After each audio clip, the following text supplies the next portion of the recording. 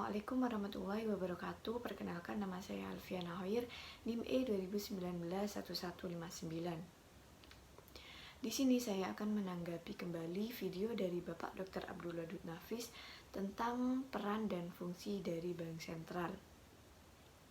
Nah, sebelum lebih jauhnya kita harus mengetahui apa itu Bank Sentral.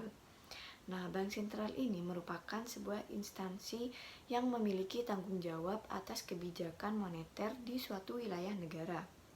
Bank Sentral berperan penting dalam menjaga stabilitas harga atau nilai mata uang di sebuah negara.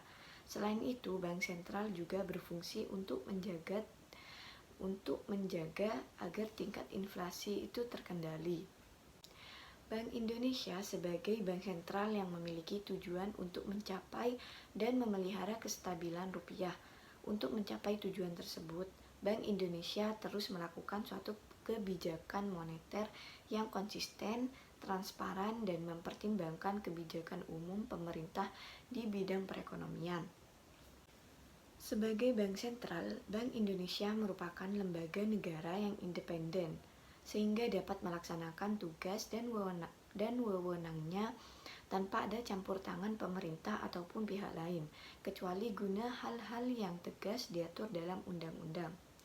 Hal ini dimaksudkan agar Bank Indonesia dapat melaksanakan peran serta fungsinya sebagai otoritas moneter secara efektif dan efisien. Tidak ada satu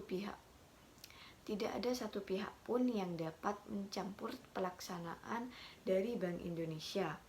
Bank Indonesia juga dapat menolak ataupun mengabaikan intervensi dalam bentuk apapun dan dari pihak manapun. Bank Indonesia memiliki satu tujuan tunggal, yaitu mencapai serta memelihara kestabilan nilai rupiah. Kestabilan yang dimaksud adalah kestabilan nilai mata uang terhadap barang dan jasa, serta kestabilan terhadap nilai uang negara lain. Adapun tugas dari Bank Sentral di Indonesia yaitu yang pertama menetapkan dan melaksanakan kebijakan moneter, yang kedua mengatur dan menjaga kelancaran sistem pembayaran, yang ketiga mengatur dan mengawasi bank. Kemudian dalam menetapkan serta melaksanakan kebijakan moneter, Bank Indonesia memiliki wewenang sebagai berikut, yaitu yang pertama menetapkan sasaran moneter dengan memperhatikan sasaran laju inflasi yang ditetapkannya.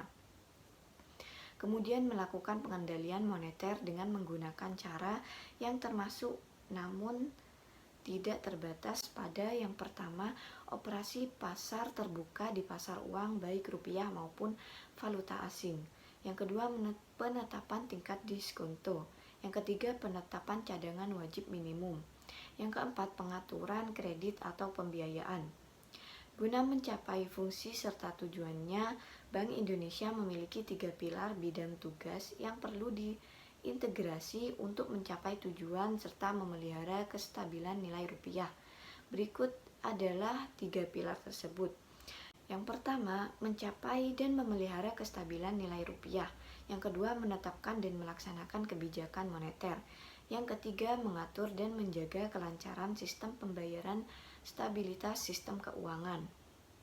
Adapun tugas Bank Sentral berkaitan dengan pemerintah, yakni yang pertama penyediaan kredit terhadap pemerintah, yang kedua mengatur kas pemerintah, yang ketiga mengatur proses lelang dan menjual surat hutang negara, yang keempat melakukan pengendaraan uang sebagai alat pembayaran yang sah, yang kelima mempunyai hak penuh terhadap percetakan